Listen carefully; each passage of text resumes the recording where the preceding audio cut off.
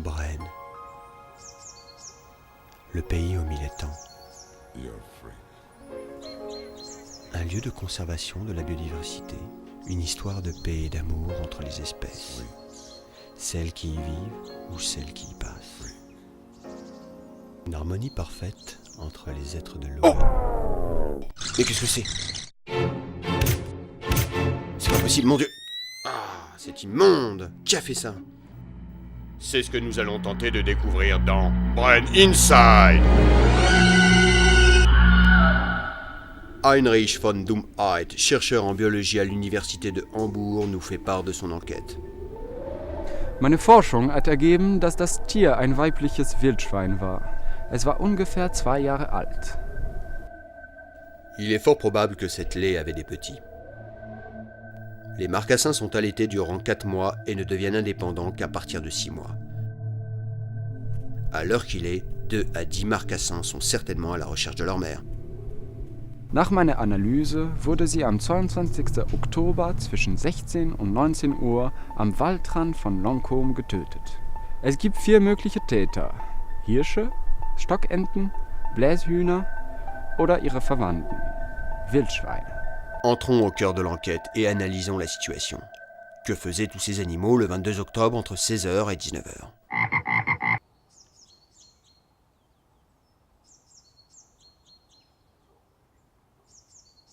Sous cet air farouche, ces cervidés à l'allure inoffensive pourraient-ils nous cacher quelque chose ?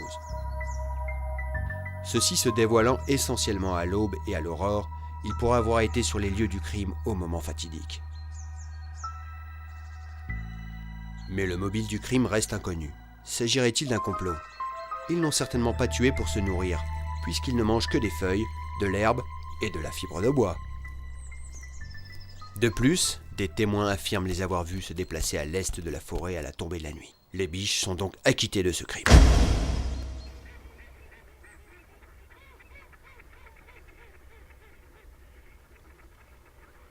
En vol, ces canards peuvent se déplacer à la vitesse de 50 km/h. Il aurait donc été facile pour ces colverts de partir, commettre leur crime et vite retourner à leur point de départ.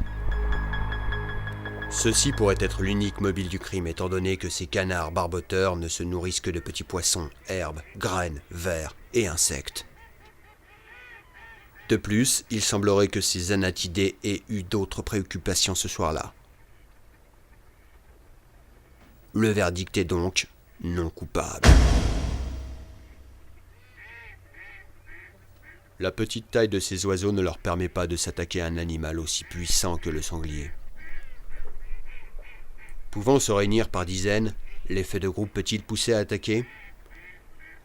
Volant de l'étang des Vigneaux jusqu'à la forêt de Longcombe, rien ne serait plus simple. Mais alors, quel serait le mobile du crime ?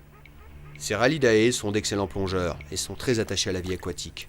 Alors, pourquoi aller en forêt ? Die Ursachen des Todes, bei der Autopsie festgestellt, zeigen uns, dass die Bläshühner das Wildschwein nicht getötet haben. Ce crime serait-il passionnel ? De toute évidence, non. Se pourrait-il que ces animaux soient capables de cannibalisme ? Même si le sanglier est omnivore, n'est-ce pas extrême de dévorer un membre de sa propre famille ? Il semblerait qu'entre 16h et 19h, le groupe suspect ait effectué quelques allers-retours entre l'étang Gaby et les lieux du crime. Qu'ont-ils manigancé ? Après quelques recherches, nous avons trouvé un sol qu'ils venaient de labourer pour s'alimenter, à moins de 100 mètres de la dépouille. Les sangliers sont donc acquittés de ce meurtre.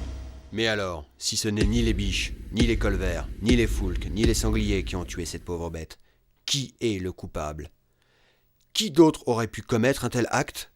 Le mystère est à son comble. Ah, oui. On les avait oubliés, ceux-là.